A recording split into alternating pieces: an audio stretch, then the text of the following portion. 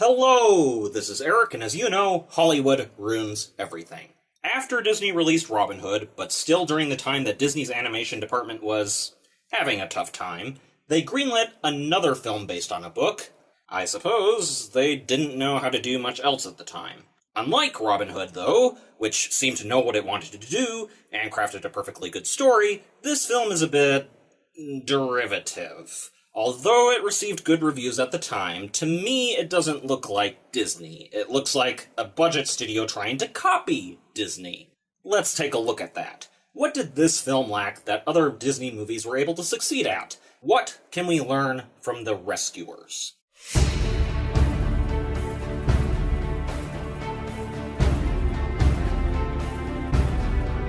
Before we continue, don't forget to like and subscribe to help out the channel. Thanks! The book this was based on, Miss Bianca, was detailed, realistic, and political for the time, dealing with international organization and totalitarian regimes. Walt Disney himself shelved the project in 1962 because of the political aspect. When the project was revived, it was heavily altered. The entire plot was discarded, new characters introduced. At one point, it was supposed to be set in the Arctic with the polar bear. It's not an uncommon Disney practice to heavily modify a story.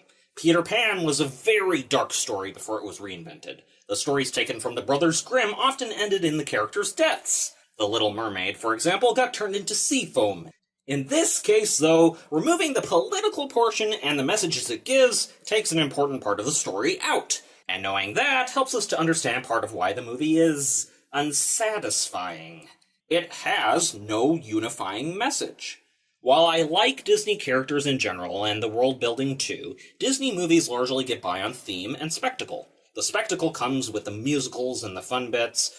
The theme, the underlying narrative, and lessons are what holds their best stories together. Aladdin is about the consequences of deception. The Little Mermaid is about sacrifice. The Great Mouse Detective is about friendship and family.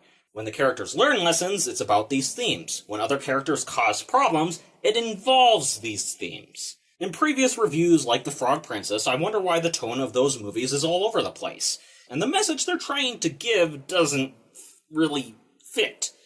And this is why. Because unless the message is a part of the whole story, it doesn't fit.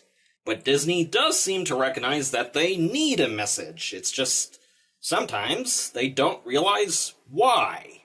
Like here in The Rescuers. The message is about hope and faith and not giving up. It's a good message, and it pops up at various times. I recognize that they tried, but it just doesn't work. The characters give up a few times. Their success and failure doesn't require faith or trust or hope. Quite frequently, it just requires good planning, which is like the antithesis of an emotional message. And on top of that, there are a lot of scenes that aren't geared toward this idea. For a story that starts with a child throwing a message in a bottle reading "Help" into the sea, not knowing if anyone will ever read it, what place does Southern Hillbilly Moonshine Making Mouse have? Anyways, the other issue I noticed was recycling. Going on animation and screenplay alone, I'd have to say this is a combination of 101 Dalmatians, Bambi, The Jungle Book, and, at times, Winnie the Pooh. The amount of similar shots, cameos, and ideas that are similar are, well, they're frequent enough to be distracting. Especially since the villain is basically Cruella de Vil. Poor driver, similar scenes, this spotlight, and, of course, treating her minions horribly. Supposedly, someone took up the job of modeling Madame Medusa here all by themselves to try and make a unique character. But if that's the case, some other screenwriter, animator, editor, or director obviously influenced the process. And as obviously, they reused old ideas. Those are the two things that just didn't work. But what did work was the attention to detail. Given the original story and its attention to detail, I suppose this shouldn't be surprising. Bianca puts on perfume at the start of the story, and later the alligators can smell it, thus creating a dangerous situation. We see this NRA logo in Medusa's place, and she happens to own a gun.